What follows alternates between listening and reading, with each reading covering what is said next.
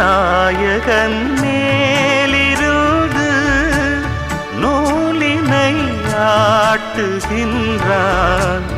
நாமெல்லாம் பொம்மை என்று நாடகம் காட்டுகின்றான். காவியம் போலொரு காதலை தீட்டுவான்.